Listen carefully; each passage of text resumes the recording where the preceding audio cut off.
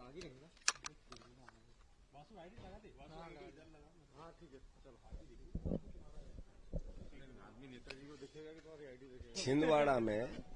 छिंदवाड़ा में जो कृत्य भारतीय जनता पार्टी और प्रशासन द्वारा किया गया, ये उनके डर को चिल्ला चिल्ला कर बता रहा है।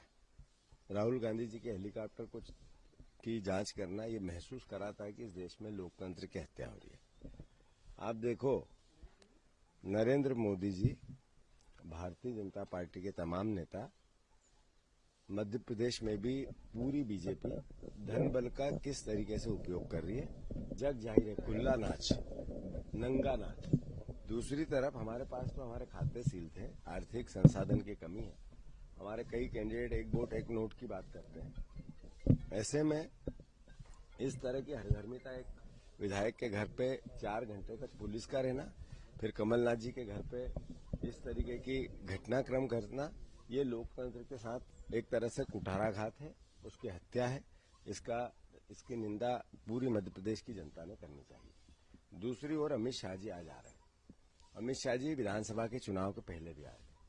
अमित शाह जी, आज आपको बताना पड़ेगा इस प्रदेश को कि मोदी की 5 गारंटियां 2023 में हुई थी, जिसमें आपने किसानों के 2700 रुपए गेहूं की बोला था, आपने 3100 धान का बोला था, आपने चिल्ला चिल्ला कर ग्वालियर से लेके पूरे प्रदेश में आप आए थे, तब आपने 3000 बहनों को देने की बात की थी, आपने 450 के सिलेंडर की बात की थी, आपने बहुत सी बातें वो जो प्रदेश को गुमराह करने के लिए की थी, आज तक क्यों नहीं पूरी हुई? ये उत्तर तो अमित शाह जी को देना पड़ेगा।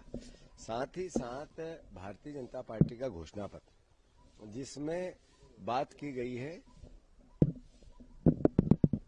ओलंपिक की, जिसमें बात की गई है कि 5 किलो अनाज की, और कांग्रेस पार्टी के घोषणा पत्र में बात की गई है नौकरी की।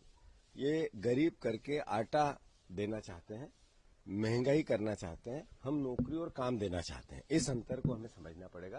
भारतीय जनता पार्टी का पूरे घोषणा पत्र का अगर आप मूल्यांकन करें तो उनका कहना पूरा देश गरीब हो जाओ और सरकार पे डिपेंड हो जाओ, और हमारा जो घोषणा पत्र है, कांग्रेस पार्टी का जो 5 न्याय की गारंटी है, वो ये महसूस कराती है कि अधिकार संपन्न देश बने, आत्मनिर्भर देश बने, आर्थिक संपन्न परिवार बने, व्यक्ति बने, हर हाथ को काम मिले, काम का पूरा दाम मिले। ये बहुत बड़ा अंतर है बीजेपी और कांग्रेस की सोच में। मैं मानता हूं कि एक प्रधानमंत्री ने कल बयान दिया एएनआई पे, उन्होंने बहुत सी बातें की, पर उन्होंने बॉन्ड की करप्शन की बात नहीं की, उन्होंने बेरोजगारी की बात नहीं की, उन्होंने काले धन की बात नहीं की, उन्होंने इस देश में जो अर्थव्यवस्था चरमरा गई उसकी बात नहीं की, आपने जो इस देश को इतनी महंगाई दे दी उसकी बात नहीं की, आपने बात की जब हम जीवित नहीं रहेंगे तब की। प्रधानमंत्री आज उनकी उम्र है, भगवान करे वो ईश्वर करे 100 साल जिए, पर एक व्यक्ति का अपना एक विजन होता है। 47 की बात करेंगे जब वो 100 साल से ऊपर हो जाएंगे। इस तरह की भावना गुमराह करने की भावना है। आपने 10 साल में डिलीवर क्या किया, ये पता चलना चाहिए देश को, प्रदेश को। आप 10 साल में क्या आपकी फेलिवर रहे, वो कांग्रेस पार्टी बार बार बता रही है।